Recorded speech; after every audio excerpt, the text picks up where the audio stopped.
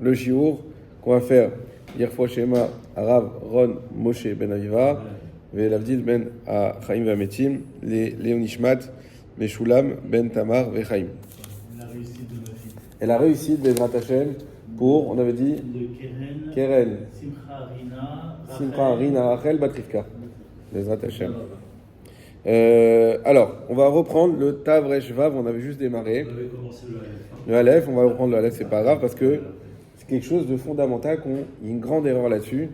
Bon, Mordechai, tu vas me dire ce que tu en penses. Moi, ça m'a réveillé sur une chose. Donc, toujours, on nous dit, attention, Kippour ne pardonne pas les fautes qu'on a Ben Adam Lachavero entre une personne et une autre personne. J'ai vexé, j'ai volé, j'ai tout ça.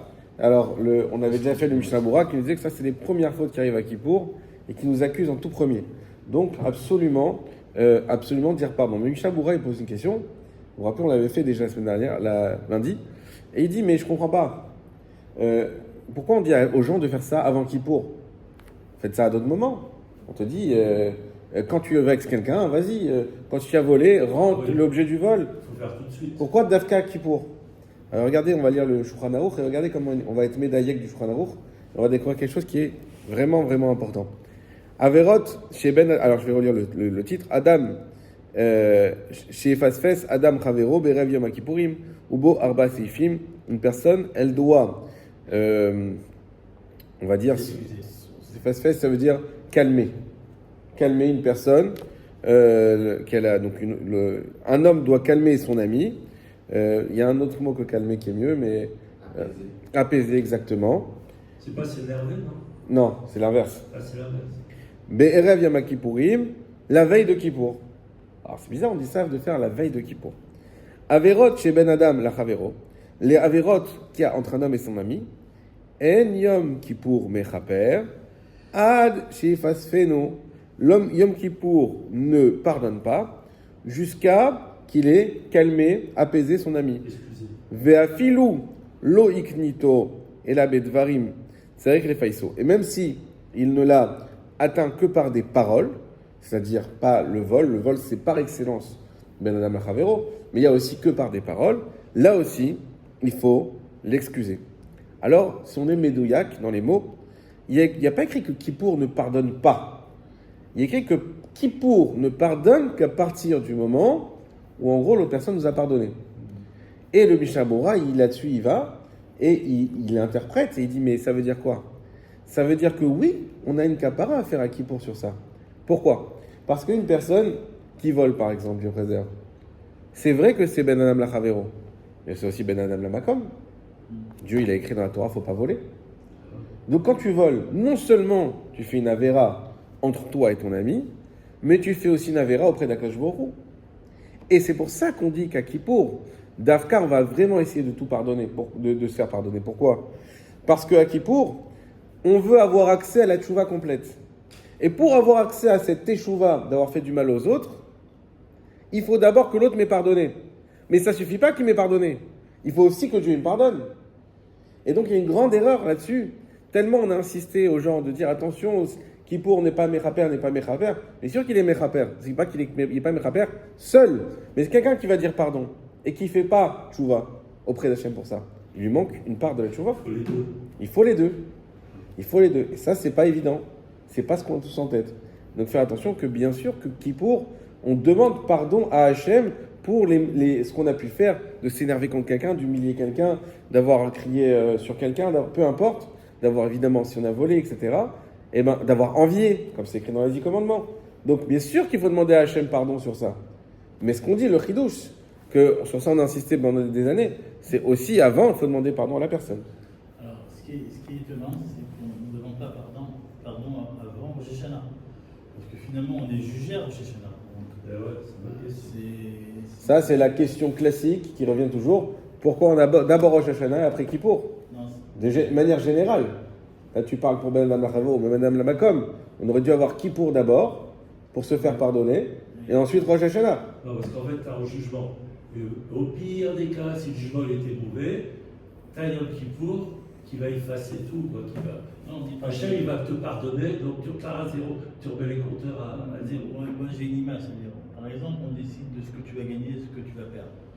D'accord?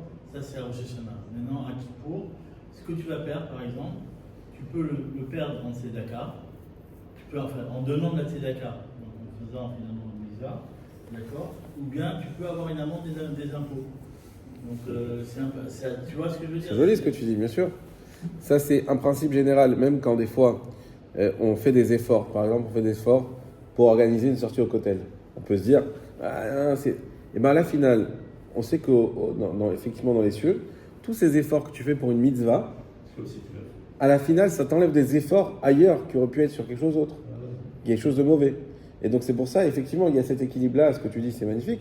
Qu'à chaque fois, et ce qu'on va donner à Tzedaka, c'est ce qui va nous sauver de ce qu'on doit donner, Dieu préserve ailleurs, et qui est beaucoup moins enrichissant. Donc voilà.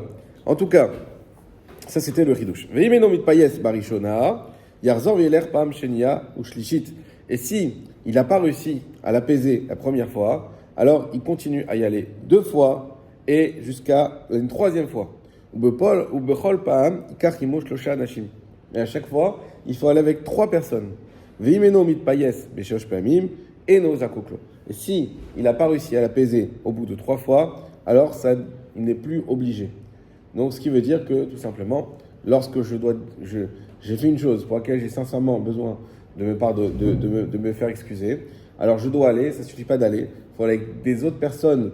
En général, on demande des amis à la personne qui va s'excuser, qui vont pouvoir, non pas dire, regarde, devant témoin, je t'ai dit pardon, hein, attention, c'est pas pour ça, c'est pas du tout ça l'idée. L'idée, c'est pour dire, regarde, voilà, les gens, ils vont pouvoir intervenir, et généralement, vous savez qu'une personne face à plusieurs personnes, elle se laisse plus facilement convaincre que si elle était une à une. Et donc, voilà, les gens, ils vont aider, et on va à 3 fois. Après 3 fois, si la personne n'a pas voulu pardonner, j'ai fait ce qu'il fallait de mon côté, et je peux demander à Hachem pardon directement, même si l'autre ne m'a pas pardonné. Et le zakouklo, ça veut dire quoi? Zakouk, ça veut dire il n'a plus l'obligation. Miou, cependant. Donc ça, c'est le Rama qui nous rajoute. Yomar acharkar lifne asara shebikesh meiminu mechila. Le Rama, il dit, il faut quand même, en plus de ça, il ramène une autre condition, réunir 10 personnes pour dire, voilà, sachez que j'ai demandé, aussi pour que tout le monde sache que je reconnais aussi que je dois dire pardon. Voilà ce qui s'est passé. Je dis pardon à cette personne 3 fois avec 3 personnes. Elle n'a pas voulu me pardonner. Donc il faut le faire. Veim ou rabo. Maintenant, si la personne qui l'a vexé ou à qui l'a fait du mal, c'est son maître. Il faudra aller lui dire pardon, même 1000 fois, jusqu'à qu'il le pardonne. Quand c'est son maître, il n'y a pas de 3 fois, il n'y a pas de 10 personnes, il n'y a rien du tout. C'est quoi le... Itpayes, comme on a vu, chez Ifasfes Adam Chavero, qui l'apaise. Qui l'apaise. Alors David, on a dit un chidouche, tu passes pas à côté, c'est que le Shulchan Aruch nous dit bien que Yom Kippour, c'est vrai que ça ne suffit pas de dire pardon à Hachem sur les fautes Ben Adam et Chavero, mais ça ne suffit pas non plus de dire pardon à la personne. Il faut dire pardon à la personne qu'on s'excuse, et qu'à Yom Kippour, on dit pardon à Hachem, puisqu'on a contredit la Torah en faisant du mal à quelqu'un d'autre. Il faut les 2 conditions. On continue. Aga, le Rama, il nous dit, va mochel loye arzari mili michol. Et celui à qui on demande pardon, qui ne doit pas être cruel sur son pardon, il faut aussi qu'il pardonne, et c'est écrit ailleurs que si lui il pardonne facilement, Dieu le pardonnera aussi facilement. Imlo, mi shemechaven, le tovat avakesh mechila, si ce n'est avec l'intention de faire du bien à celui qui demande mechila. Ça veut dire quoi? C'est-à-dire que des fois, si tu dis trop vite, ok, il n'y a pas de problème, je te pardonne, alors on craint que l'autre il va le prendre un peu trop à la légère, et ça ne va pas être bien pour lui. Et donc si c'est dans une intention, entre guillemets, de l'éduquer un petit peu, de la misa, ça fait partie de la misa de Tochacha, qu'on a vu hier au Shiur, ceux qui n'étaient pas là, et on avait la misa de Tochacha, et sur ça on avait expliqué que Nitzavim, c'est Nitzavim, la paracha de Nitzavim, de là la Gemara elle tire le principe qui est absolument nécessaire et qu'on utilise tous les jours de Kol Israël Arevim Zelazé. Que tout Israël, ils sont dépendants les uns des autres. C'est comme ça que c'est possible, par exemple, à Rosh Hashanah, on va quitter, qu'il y a un seul qui fait la bracha et qu'on ne doit pas tous faire la bracha. Pourquoi on devrait tous faire la bracha sur l'Ishma Kol Shofar? Pourquoi on ne fait pas tous la bracha? On va tous faire la mitzvah. Parce qu'on est acquitté. Mais par quel chidouche Dieu il te dit de faire une mitzvah, et par quel chidouche une autre personne fait la mitzvah, et toi c'est comme si tu l'avais faite. C'est bizarre comme système. Le kidouche, pourquoi on va quitter tout le monde? Pourquoi il n'y a que nous qui allons le faire? Alors, effectivement, ça vient de Kol Israël Arevim Zelazé. Ça vient de notre paracha. Antanit Savim, ça c'est une dracha qui est indirecte, et sur ça il y a des halachot incroyables de tous les jours qui viennent. Et on avait expliqué, effectivement, pourquoi je vous dis ça. Oui, on a expliqué que de là aussi vient, c'est un pendant de la mitzvah de Tochacha, qui est dit explicitement dans la Torah. Mais la mitzvah de devoir reprendre son ami. Pourquoi? Parce que quand Israël a réuni Zelazé, c'est aussi qu'on est tous mélangés tous ensemble. Et s'il y a quelqu'un qui fait une faute, ça va atteindre toute l'Israël. On est Am Israël, on est un peuple entier, on est Kegouf Echad, comme une seule personne. Et donc quelqu'un qui fait une faute, alors il y a la célèbre histoire, c'est comme quelqu'un qui est dans sa cabine de bateau et qui casse, il dit non, c'est ma cabine, je fais ce que je veux. Jamais t'es malade, à cause de toi, on va tous couler. C'est le même problème. Et pour ça, il y a Mizat Tochacha. Il faut bien sûr, il y a des halachot, il faut la faire avec bienveillance, il faut la faire que si nous, on connaît bien cette personne et qu'on peut lui parler, que si on connaît la situation, etc., etc. Et aussi qu'on est irréprochable sur le sujet. À peu près. Voilà, mais pour qu'elle accepte, c'est toutes ces conditions justement pour qu'il y ait des chances qu'elle accepte. Donc comme on a dit, donc on ne faut pas refuser un pardon si ce n'est dans l'intention de faire du bien à la personne qui nous demande pardon. Et si quelqu'un il a sorti sur nous un mauvais renom, il a fait courir une rumeur, ça aujourd'hui c'est un vrai problème parce que ça va très très vite avec les réseaux sociaux, avec le WhatsApp, etc. Donc ça va beaucoup plus vite qu'à l'époque. Et non, c'est vrai que l'imcholo n'a aucune obligation de le pardonner. Jamais. Le Mishavoir, il ramène quand même, mais c'est quand même une bonne chose de le faire si on arrive à le faire. Il faut savoir qu'il n'y a aucune obligation de pardonner. C'est tellement grave, et en fait, c'est irréparable. Mais si c'est ça le problème. Il fait une mauvaise réputation, oui. Et que tu sais que même si tu lui pardonnes, il va continuer, ça ne sert à rien de... Ça veut dire qu'il n'a pas dit vraiment pardon. Voilà, mais après, c'est comme on a dit au début, c'est pour lui. Mais à part ça, on a un dommage, qui étant donné que le dommage est irréparable à ce moment où quelqu'un a fait une mauvaise réputation, parce que même s'il dit pardon, il y a des gens qui n'auront pas entendu pardon, et à part ça, il n'y a pas de fumée sans feu, donc tout le monde a commencé à dire, et pour ça, il n'y a pas d'obligation. Bête, immet asher khatalo. Si c'est contre un mort, donc entre-temps il est décédé la personne, qu'on a fait du mal, qu'on a fauté, mais via Sarah ben Adam, Mavidam al Kivro, Romer Khatati, l'Elohe Israël, Veliploni chez Khatatilo. Regardez comment elle est belle cette phrase, elle concrétise exactement ce qu'on a expliqué au début. On va voir avec 10 personnes, et on va sur son kever, ça tombe, et on dit Khatati, j'ai fauté l'Elohe Israël contre Dieu. Donc c'est la première chose quand on fait une faute contre quelqu'un, c'est qu'on faute contre Dieu. Veliploniser chez Khatati, et aussi envers cette personne qui est ici, j'ai fauté. Et donc on avoue notre faute devant 10 personnes, et ça c'est la manière de se faire pardonner. Et l'habitude est de demander Mechila la veille de Kippour. Chazakour. Gimel. Takanat kadbonenu vecherem shelo laoti shemra alametim. Il y a une takana et un cherem carrément, c'est-à-dire une excommunication qui a été posée de ne jamais sortir de mauvais renom sur les gens qui sont morts. D'accord? Et on explique parce qu'ils ne peuvent pas défendre, parce qu'il n'y a pas de moyens, il n'y a rien du tout, il n'y aura vraiment aucune façon de arranger. Et voilà, quelqu'un qui est décédé, même si c'est une pourriture, Dieu préserve, on ne dit rien. Ça y est, il est décédé, c'est fini. Dalet. Et aussi, ce qui est évident, c'est que vous savez qu'il y a des fois, à prendre avec des pincettes, on a le droit de dire du général sur quelqu'un quand c'est pour sauver d'autres. Par exemple, il y en a, c'est un voleur, c'est un arnaqueur.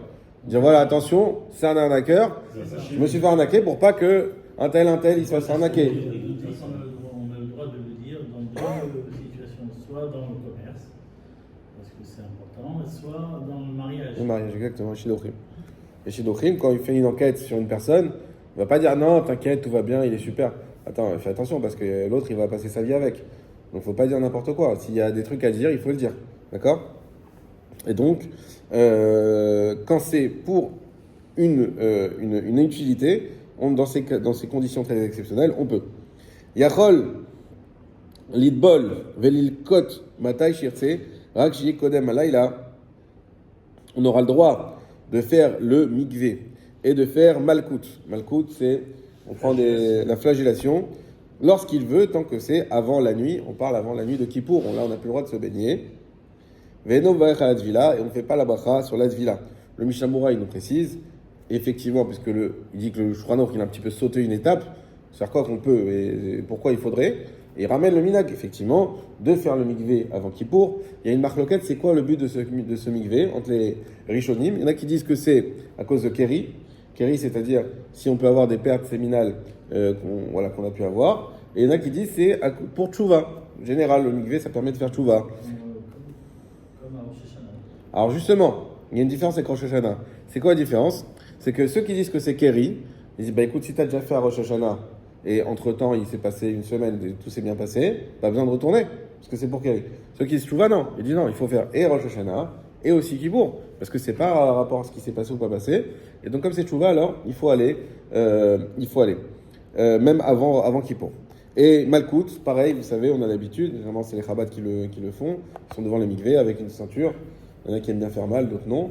En tout cas, voilà, de faire Malkout comme si à l'époque, et Oshia et Tamecha, on fait tout le truc. On faisait la mitra des rêves du Kippour, la mitra. Ouais. Voilà. En tout cas, voilà, donc ce sont les deux minags qui existent. Le Rama il dit Ve'en tzarich lidbol rak pa'amachat. Ah oui, et le Shulchan Aruch le Mishnah Moura précise, c'est important, il dit que tout le monde a ce minag. Moi, j'ai pas vu aujourd'hui les femmes, par exemple, faire ce minag. Il dit oui, même les femmes, même les enfants. Alors, c'est vrai que les enfants, généralement, on les amène. Il dit même les femmes qui ne sont pas mariées. C'est qu'une femme pas mariée, elle va pas au mikvé. Pourquoi? Parce qu'en principe, voilà. Donc, il n'y a pas besoin d'aller au mikvé. Et donc, mais il dit même les femmes pas mariées, elles ont ce minag d'aller au mikvé. Alors, peut-être c'est que pour les Ashkenazim, en tout cas, moi, j'ai pas vu. Mais c'est intéressant de voir que le Mishnah Moura, il ramène ce minag. Ve'en tzarich lidbol rak pa'amachat ve'lo vidouille. Alors, toutes les questions de savoir combien je me trempe, 2 fois, 10 fois, 52 fois. Alors, le Rama, il dit, le minag, c'est uniquement une fois et sans vidouille. Mais Michou, oui. Excuse-moi. Pour un homme, le mikvé n'est pas. Je parle en règle générale, il n'est pas obligatoire. Tout à fait, minag. Donc, est-ce qu'il peut se contenter d'une douche avec une certaine quantité d'eau? Ça, c'est pas un mikvé. Mais Bediavad, ça marche. Ça marche. C'est un cas où tu peux pas, mais c'est pas le mieux. Sinon, tu vas te baigner à la mer. On peut pas dire que c'est comme le mikvé. Il y a soit 9 kavim d'eau, donc effectivement, c'est à peu près 8 à 10 minutes, je crois, sous la douche. Soit faire aussi remplir la baignoire et le faire. Mais ça, c'est ce qu'on dit si tu n'as pas de mikvé ou si tu ne peux pas supporter un mikvé, ou peu importe si. Effectivement, c'est mieux que rien. Et c'est déjà quelque chose, mais c'est pas comme le mikvé. Tu habites à Naharia en général, donc là, tu as un grand mikvé devant toi. Il faut avoir une cabane de faire, parce que la douche, 10 minutes, tu la faire tous les jours. Oh, ouais. Avoir la volonté de dire. Comme d'habitude, bien sûr. Ouais. On voit la Kavana qu'on fait ça pour ça. Voilà, mais après à la douche, tu peux pas mettre tous les membres en même temps, etc. Donc c'est sûr que c'est pas pareil. Donc on a dit, le Rama il nous dit on se trempe une seule fois. Bélo vidouille, il y en a qui ont l'habitude de faire le vidouille. Alors faire attention, avant de rentrer dans la question est-ce qu'il faut ou pas faire le vidouille au mikvé, le seul cas où il fallait faire vidouille, c'est quand l'eau est assez trouble, donc quand vous êtes en dernier, pour pas que le cœur voie la nudité. Sinon, bien sûr qu'on peut pas faire le vidouille. D'accord? Donc, il dit on fait pas le vidouille. Mishum Keri. Donc le Rama, il ramène. Ouais, non, mais bon. C'est pour ça qu'on préfère des fois aller à la mer. Mais Mishum Keri, donc c'est à cause de Keri. Keri, comme on a expliqué tout à l'heure, c'est ce qu'il dit le Rama. Veoadin. Et donc le Mishnah Moura, il ramène ce que je vous ai dit, qu'il y en a qui c'est Mishum Tshuva. Veoadin de Hatalat, Tisha Kabin Maïm, Nami, Meane. Exactement ce qu'on vient de dire. Il y en a qui disent que faire couler sur nous Tisha Kabin 9 caves d'eau, c'est une quantité. Là aussi, ça marche. Juste le Mishnah Moura, lui, qu'est-ce qu'il nous dit? Comme ça, vous l'avez, Mishum Keri, prenez, comme ça, vous avez les minagim. Velachen, le Chafalef, pardon.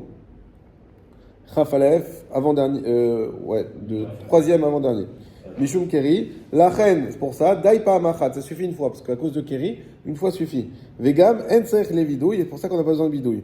Veisha, Shimesha, Betor Shoshim Yamim, bon, ça je vous passe. Une femme qui a eu un rapport dans les 3 jours, il ne faut pas l'omikvé, parce que il y a Shirvat Zera, ce qu'on appelle que le Zera il peut encore sortir, et c'est pas bien pour le mikvé.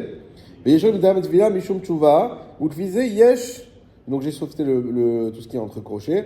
Et il y en a qui disent que non, c'est pour la tchouva, pas pour Keri. Ou le fisé d'après ça, yes, il shosh pe'amim. Alors dans ce cas, il faudrait se tromper 3 fois. Donc si, Mishum tchouva 3 fois, Vechen kafta va au cœur, comme ça il écrit au cœur. Vayel maganaram, teaf leman desvira l'état, mitvila Mishum Keri, afilou achit sarich, tamid idbol berev yom kippour, afilou mgawar taval erev rosh hashanah, velora od Keri. Donc il faudra le faire. Il y a un autre moment, je ne sais plus quel Mishamura, on ne va pas perdre de temps, qui dit 39 fois. Comme les 39 Malkout qu'on aurait dû recevoir, 39 fois. Donc les différents Minaglim.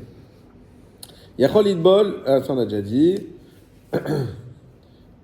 Mishemet, Lomet, Ben Rosh Hashanah Yom Kippourim, celui qui a, Dieu préserve, un défunt proche, des 7 proches, entre Rosh Hashanah et Yom Kippour, et donc normalement il n'a pas le droit de se laver, c'est ça l'idée. Moutar Lichaz Idbol Berev Yom Kippour, alors il aura, donc on voit quand même qu'il y a une importance assez grande de ce mikvé-là, puisqu'on permet à quelqu'un qui, d'après la stricte halakha, n'a pas le droit de se laver totalement le corps, vous savez, quand on est dans les Shiva, et d'après même le Ramad, quand on est dans les Shloshim, et bien là, on lui permet d'aller carrément faire un mikvé, de Yom Kippour, Mevatel Shiva, parce que Yom Kippour, il annule les Shiva, et en fait, la veille de Yom Kippour, on a déjà expliqué que c'était déjà un Yom Tov, la veille de Yom Kippour, sans les halachot du Yom Tov, mais c'était un Yom Tov qui comptait comme Kippour avec les repas, etc.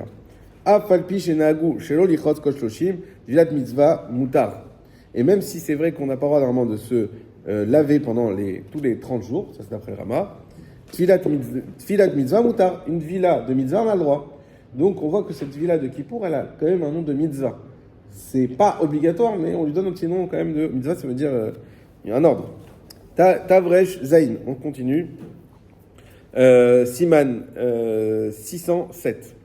Seder Avidouy Bimincha, Be'erev Yom Kippour, Ubo Vaseifim.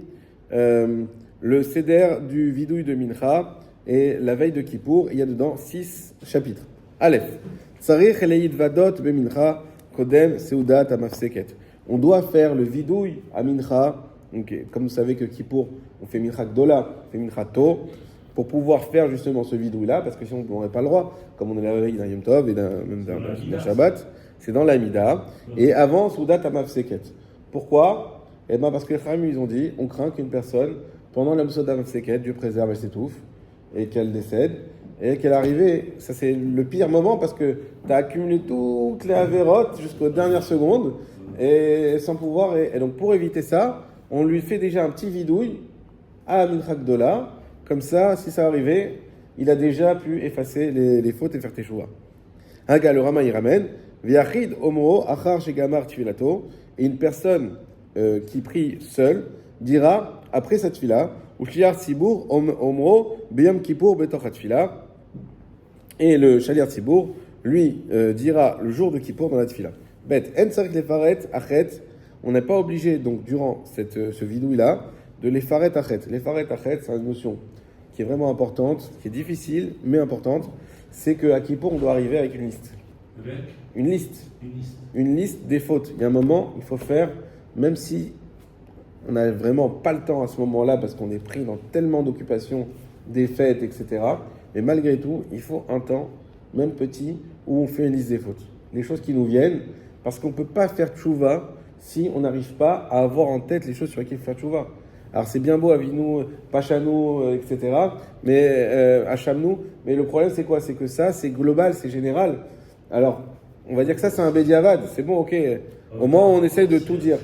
Mais il faut que toi tu différencies dans ta tête pour Yom Kippour les fautes exactes, tel jour, j'ai fait ça de cette manière, et dire pardon à Hachem. Ça c'est pas un jeu, c'est-à-dire des fois, on arrive dans Kippour, on n'a pas la compréhension de ce jour-là, et on peut passer un peu à côté. Et donc, il faut arriver à faire mefaret achet, détailler nos fautes, et que quand on va aller à Kippour et dans la tfila, on peut parler avec Hachem, et on détaille les fautes au moment du vidouille, on détaille les fautes sur lesquelles on veut se faire pardonner. Et donc, alors par contre, le mincha d'avant Kippour, non, on n'est pas obligé d'être mefaret les chataim. V'im ratza les faret, arishut biado. Mais si vraiment il ressent ce besoin d'être mefaret, de détailler, alors il a la possibilité. V'im mitvade belachash nachon les faret achet. Et si il fait un vidouille à voix basse, alors il peut détailler, tant que c'est à voix basse, il n'y a pas de problème. Ça me fait penser aussi à une halakha qu'on n'avait pas dit de Rosh Hashanah. La question aussi, il y en a Rosh Hashanah qui ressentent une poussée de tchouva comme ça, avec le chauffard, etc. Et qui, des fois, peuvent avoir les larmes qui montent aux yeux quand chacun, avec ce qu'il a pu vivre dans l'année ou même des années précédentes. Et vous savez qu'à Rosh Hashanah, on ne doit pas pleurer. Rosh Hashanah, il y a une halakha. C'est pas clair cette histoire. Pourquoi? Je parlais de ça hier, justement, je sais pas, à l'école, ils ont appris que le pleur de Rosh Hashanah, il est particulier, justement. Il a Alors, une force particulière. Alors, le truc, Je connais cette halakha de reportage. à Rosh Hashanah, on ne doit pas pleurer. Pourquoi? On a déjà vu toute l'idée de la joie de Rosh Hashanah, Betuchim Badin, qu'on est sûr qu'Hachem va bien nous juger, etc. Donc c'est lié aussi qu'on va manger, tout ça, toutes ces idées-là, qu'on va bien s'habiller, tout ça c'est dans l'idée que Rosh Hashanah, on doit être batouar qu'Hachem va bien nous juger. Donc on doit pas, et on n'est pas dans la tchouva, le Rosh Hashanah. On est dans comme on dit, on monte pas de blanche, il n'y a pas de vidouille, il n'y a pas de vaïa à avoir, il n'y a rien du tout. Rosh Hashanah, on montre vraiment, simplement, on demande juste à Hachem de bien nous juger, on ne dit pas les fautes. Maintenant, ce qui est écrit, c'est que celui que les pleurs ils viennent de eux-mêmes, il n'arrive pas à se retenir. Alors oui, bien sûr que ces pleurs, ils sont bénéfiques. C'est-à-dire, ça vient, tu as une émotion qui arrive à ce moment-là. Il n'y a pas, on dit, les pleurs, c'est les seules choses qui fait passer les filotes. Et donc, tu n'as pas à te retenir. Pourquoi on dit ça? Qu'est-ce que tu as dit? Quand on est loin de ça. Ça dépend. Je te dis, moi, des fois, on voit... En tout cas. Non, mais c'est pas une question de niveau. Des fois, tu as des gens... Ouais. Ouais. Des sentiments dans la tefila, c'est terrible. Alors, les sentiments dans la tefila, c'est encore autre chose. Mais cette idée de teshuva qui fait monter des émotions, ça peut arriver à n'importe qui. Et au contraire, des fois, des gens, justement, qui sont loin, et à ce moment-là, ce qu'on appelle les juifs de Kippour aussi. Et à ce moment-là, il y a un déclic, il y a une émotion qui arrive. Je connais l'histoire chassidique sur ça. C'est des gens qui arrivent dans la chou, ça fait 50 ans qu'ils n'avaient rien fait, ils arrivent et là ils commencent à pleurer de tous leurs sous parce qu'en fait ça leur rappelle leur enfance et toutes les fautes qu'ils ont fait. Je connais des histoires comme ça. Voilà. Alors, pourquoi on dit ça maintenant? Parce qu'on est dans Kippour. Kippour, c'est l'inverse. Kippour, il faut se forcer à pleurer. Ça, même celui qui n'y arrive pas. Sinon, souvent, il prie avec une voix voilà. très un petit peu. émouvante. Voilà, il faut, alors, forcer. Mais il faut arriver à susciter cette émotion et à réussir à lâcher une larme à Kippour parce que il faut qu'on arrive à se sensibiliser en fait. C'est ça, ce qui n'est pas le cas de Rosh Hashanah. Il y a un moment dans la Hazara de Moussaf, c'est toute la voda et tout, c'est très dur. En fait, c'est pour ceux qui comprennent et pour ceux qui connaissent, c'est vraiment très dur. Effectivement, c'est très important ce que tu dis. On dit ceux qui comprennent, ça fait partie aussi de ce qui est écrit dans les Sfarim, de chacun, même il n'est pas Chazan ou quoi que ce soit, réviser les tfilotes de Rosh Hashanah et de Kippour et de regarder les traductions. On ne peut pas tout regarder, c'est très long. Quelques passages choisir et regardez comment on l'a dit hier au nom du Rav Ron Shaya. Le Rav Ron Shaya disait, on l'avait dit aussi lundi je crois, que les Kabbalot qu'on prend sur nous, être capable de prendre une toute petite chose. Une toute petite chose qu'on va tenir cette année. Une toute petite chose qu'on ne lâchera pas. Il y a les grandes Kabbalot et que chaque année on n'arrive pas à finir, Dafayomi et tout ça. Et il y a les petites Kabbalot. Je vais avoir sur une bracha de la Hamida, je vais me concentrer. Voilà. Et ça, il faut avoir à Kippour cette force de dire une petite Kabbalah, mais que je ne lâcherai pas toute l'année. Bah oui. Ça, c'est une grande. Ça, c'est une grande. C'est pas mal. Non, chacun avec son niveau, bien sûr. Ok, on continue. Aga. Aval, Keshin Palel, Bekol Ram, au Shar Tzibour. Par contre, quand on prie à haute voix ou le Shar Tzibour, Keshe Choser Atfila, lorsqu'il refait il fait la Chazara, elle est faret achet, et bien évidemment que le Shar Tzibour, il ne va pas commencer en Chazara à détailler ses propres fautes. On m'a chomrim al-chet, vous dire, ah oui, mais il y a le al-chet, vous savez, le al-chet, tout ça, c'est classé par ordre alphabétique, avec tous les types de fautes. Il dit, Seder Aleph Bet, qui est dans le Seder Aleph Bet, comme on parle en ordre alphabétique, l'omikre poret, on n'appelle pas ça, détaillé. Oil ve'akol omrim beshavé, parce que tout le monde dit la même chose. Et Noéla, kenoussa chatfila, c'est uniquement noussa chatfila. Ça nous donne, à contrario, une définition de ce que c'est poret. Poret, c'est ce qui n'est pas dans le noussa chatfila.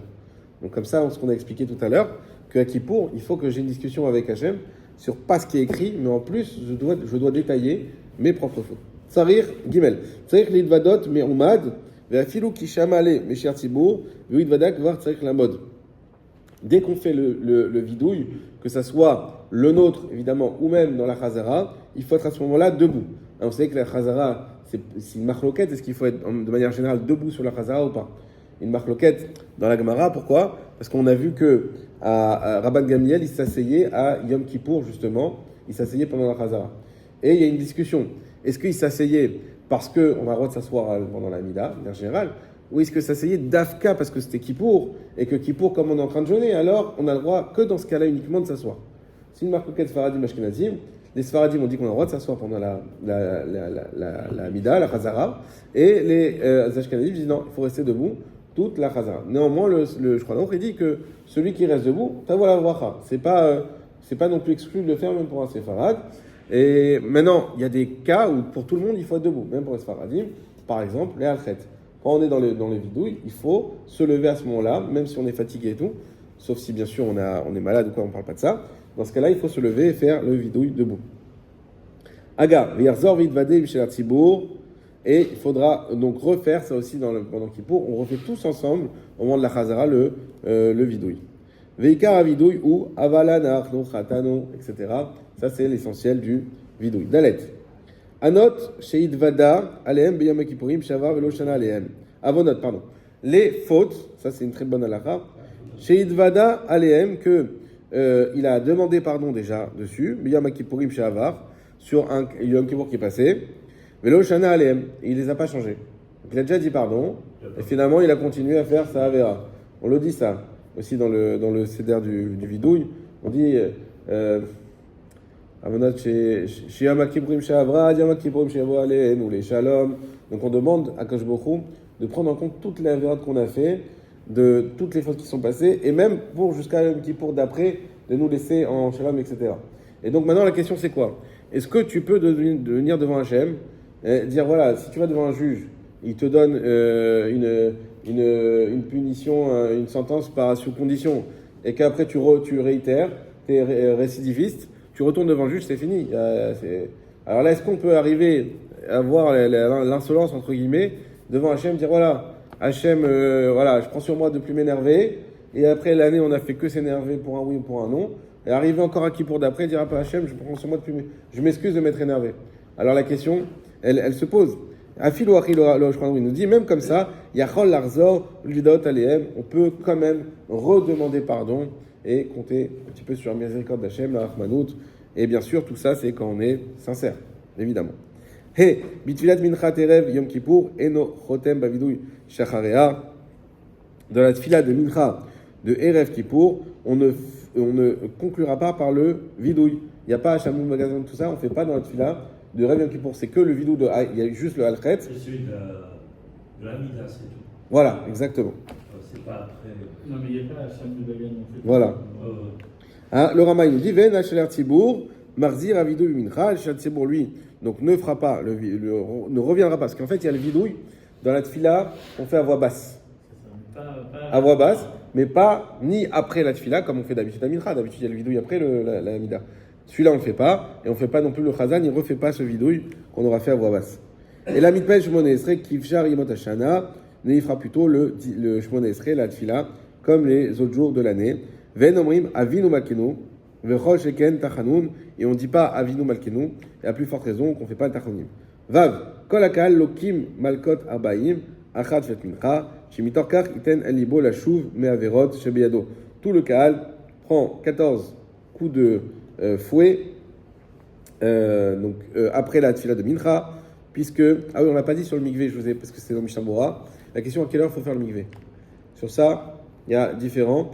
Il y a d'après le Harizal qu'il faut faire avant Chatzot, et d'autres d'Afka ils font le plus tard possible, justement pour arriver. Il y ramène même le Shabbat, quelqu'un qui faisait après la Soudat Seket, tant qu'il faisait encore jour, pour arriver. Hein? Avant Mincha, maximum. Non, le maximum c'est Kippour. C'est la seule limite, comme on l'a lu, c'est Laïla.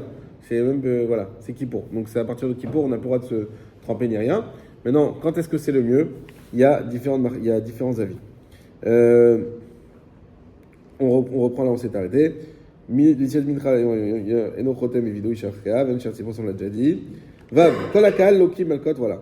Donc on fait Malkout, après Mincha, puisque, alors pourquoi, c'est quoi le but?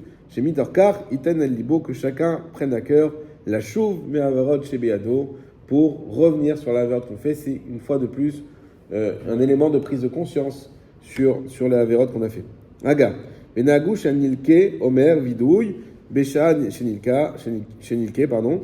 Et on a l'habitude que celui qui donne des coups, lui fait le vidouille, non, Shenilke qui est fouetté, et ben, qui fasse le vidouille au moment où il est frappé.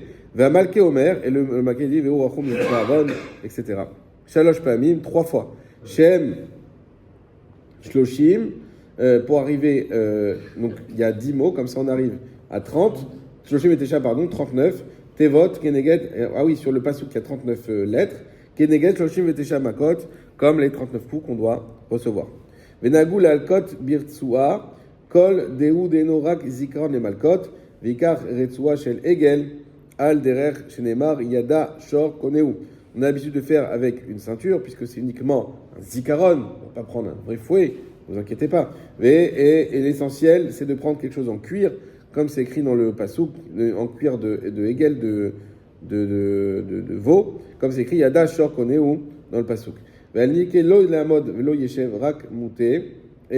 celui qui reçoit les coups doit ni être assis, ni être debout, mais penché. Panav Letzafon, vers le nord, vers Chorav, la Darom, et derrière lui, le sud.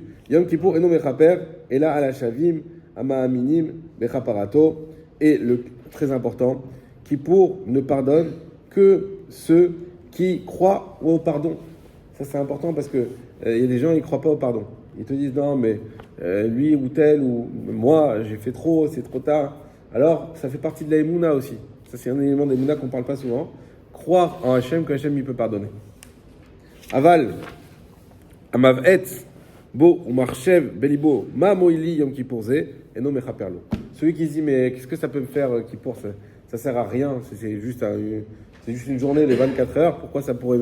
Alors, la kapara ne marche pas pour lui. Il est intéressant ce Rama. Ça revient aussi ce qu'on a vu dans la paracha. Dans la paracha, on a parlé, on finira sur ça, de ce Akash Borou, Moshe, pardon, il réunit tout le monde. Et il dit, attention, vous allez entrer maintenant dans l'alliance. Et tout le monde pose la question, mais quelle alliance? On a déjà eu l'alliance de la Torah, du Mont Sinaï, on a déjà eu la Brit Mila, c'est quoi cette nouvelle alliance? Alors Rachid dit, c'est une alliance où Hachem, il a juré à Abraham, Yitzhak et Yaakov de jamais changer de peuple malgré tout, même si on mériterait. Et le chidouche qui est ramené là-bas, c'est que les Bnei Israël, ils ont eu très peur après Kitavo, parce qu'ils ont dit, mais Kitavo, on voit toutes ces malédictions, ils ont commencé à avoir très très peur, ils ont blémi, et simplement Moshe leur a expliqué une chose. Vous savez pourquoi il y a des malédictions? Parce que comme le lien avec Dieu, il est indéfectible, c'est pas comme avec quelqu'un d'autre. Des associés peuvent se séparer, même un couple peut divorcer quand ça va pas. Mais si ça va pas avec Dieu, le problème c'est qu'il n'y a aucun moyen de se séparer. Il n'y a rien à arranger. Donc on a mis des malédictions très très fortes justement pour empêcher ça et sensibiliser. Et comme, moi je leur dis, comme vous avez eu peur de ça, vous avez blémi, grâce à ça, il n'y a pas besoin de les appliquer, il n'y a pas besoin des malédictions. Sauf que le passouk qui continue, et il dit, il y en a un, c'est écrit explicitement, qui va se dire, non mais moi ces malédictions ne me concernent pas, je peux faire ce que je veux, et je vais être tranquille, etc. Et sur ça, celui-là, malheureusement, il y a écrit des choses très graves. Et donc, avoir la conscience des choses, c'est important. Quand on a conscience de Kippour, conscience que c'est un jour qui pardonne, et sur ça, au prochain, ça nous donnera là, un pardon complet et une bonne année, Bezrat Hashem.